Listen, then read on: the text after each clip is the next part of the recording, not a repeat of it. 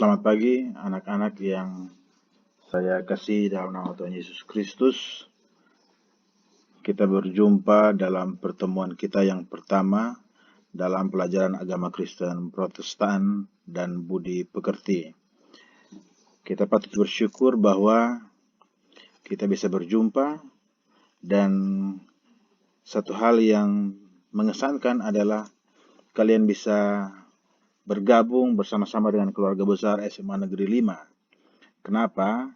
Karena SMA Negeri 5 dipercayakan Tuhan menjadi sekolah yang mendapatkan status akreditasi A, yang di dalamnya setiap peserta didik yang lulus dari lembaga ini 40% mendapatkan kesempatan untuk dapat mengikuti atau melanjutkan kuliah di seluruh perguruan tinggi negeri di Indonesia.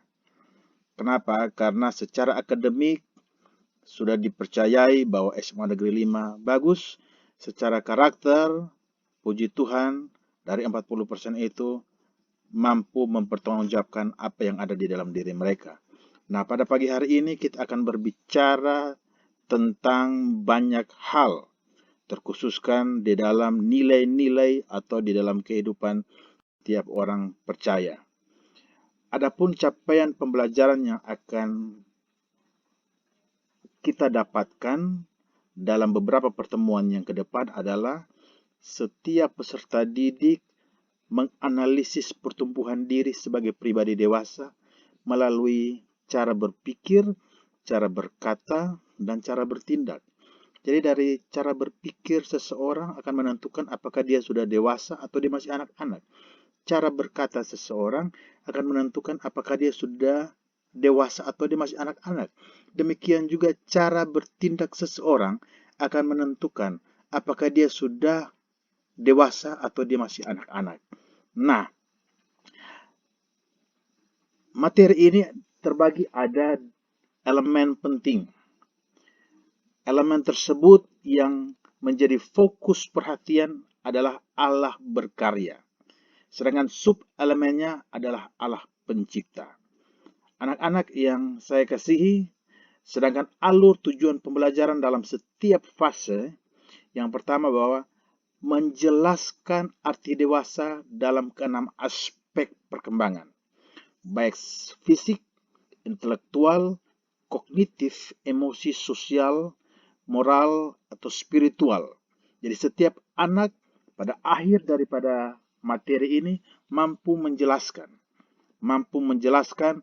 apa arti dewasa secara intelektual atau kognitif, apa arti dewasa secara emosi, sosial, moral, dan spiritual.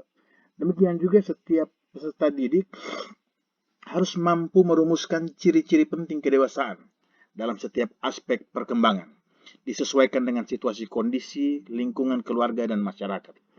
Demikian juga setiap peserta didik mampu menyajikan pertumbuhan diri dalam tiap aspek perkembangan dalam sebuah narasi.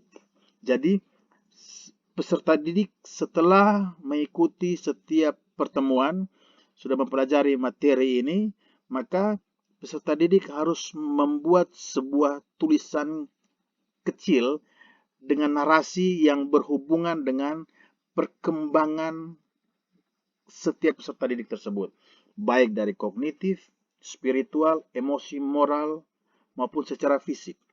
Juga setiap peserta didik harus bisa atau mampu menyajikan perilaku umat Kristen yang mencerminkan kedewasaan sesuai dengan ayat Alkitab.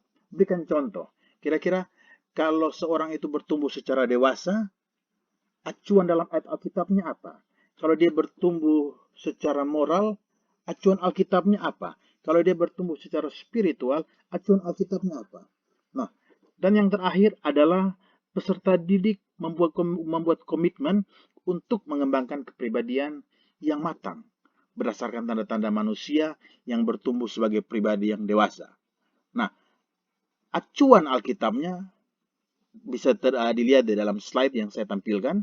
Di situ ada 1 Korintus 13 ayat 11, 1 Timotius 4 ayat 12, dan juga Yakobus 5 ayat 12. Di situ menceritakan dengan jelas bahwa manusia itu terus mengalami progres, pertumbuhan, ya, pertumbuhan. Dari dia sejak lahir sampai dia menjadi dewasa, itu ada pertumbuhan dan ada perubahan-perubahan yang terjadi. Dan setelah kita mengetahui setiap perubahan dan perkembangan tersebut, maka kita akan membuat komitmen untuk mengembangkan kepribadian yang matang atau unggul berdasarkan apa kata Alkitab. Ya, baik. Anak-anak yang saya kasih dalam nama Tuhan Yesus Kristus, kita lihat pertanyaan yang akan saya ajukan kepada kita sebelum kita memulai materi ini. Mengapa kita perlu mengetahui proses bertumbuh menjadi dewasa? Apa pentingnya sehingga kita harus mengetahui proses bertumbuh menjadi dewasa? Nah, kalau kita sudah mengetahui pentingnya proses bertumbuh menjadi dewasa, maka kita akan memperlakukan diri kita yang Allah percayakan kepada kita untuk hidup di planet ini menjadi orang yang berkenan di hadapan Tuhan. Dan yang kedua adalah, apa sih manfaat mengetahui bertumbuh menjadi dewasa dalam segala aspek perkembangan? Manfaatnya apa? Kalau saya sudah dewasa secara moral, manfaatnya apa? Kalau saya sudah dewasa secara sosial, manfaatnya apa? Nah, ini merupakan pertanyaan-pertanyaan yang setiap kita harus tahu dan setiap kita harus bertanya pada diri kita sendiri. Ya, jadi dalam pelajaran ini yang menjadi dasar acuan di dalam kurikulum ini adalah profil Pancasila. Profil pelajar Pancasila. Jadi setiap pelajar itu harus menjadi pribadi yang mandiri. Apa itu pribadi yang mandiri? Pribadi yang mandiri itu adalah menghargai diri sendiri. Terwujudnya dalam sikap integritas. Harus jujur, integritas itu adalah apa yang dikatakan harus sesuai dengan apa yang dilakukan. Dia harus menampilkan tindakan yang konsisten. Dia harus stabil, tidak berpura-pura, tidak munafik dengan apa yang dikatakan dan yang dipikirkannya. Dan yang kedua, profil pelajar Pancasila itu menunjukkan bahwa setiap peserta didik harus memiliki nalar yang kritis. Artinya apa? Dia harus mampu menganalisa dinamika kehidupan yang terjadi sebagai anugerah Allah secara kritis, tanpa memaksakan pendapat atau keinginan sendiri sebagai perwujudan pribadi yang dewasa. Dan yang ketiga, profil pelajar Pancasila, setiap peserta didik harus memiliki mental yang kreatif. Artinya, dia selalu berupaya aktif untuk menolong orang-orang yang membutuhkan dan mencarikan solusi terbaik untuk mendukung keberlangsungan kehidupan mereka sebagai pribadi dewasa yang meneladani ajaran Yesus Kristus. Kita tahu bahwa pada hari-hari ini dunia, orang-orang menjadi pribadi yang individualistik. Mereka lebih mementingkan diri mereka sendiri, sehingga mereka tidak mempedulikan orang-orang yang ada di sekitar. Budaya gotong royong yang dimiliki oleh bangsa kita itu hari demi hari sudah hilang. Orang tidak mempedulikan satu dengan yang lain lagi. Baik, anak-anak, kita mulai dengan materi yang pertama. Silakan kalian buka di buku kalian masing-masing. Di situ ada 6 aspek perkembangan manusia.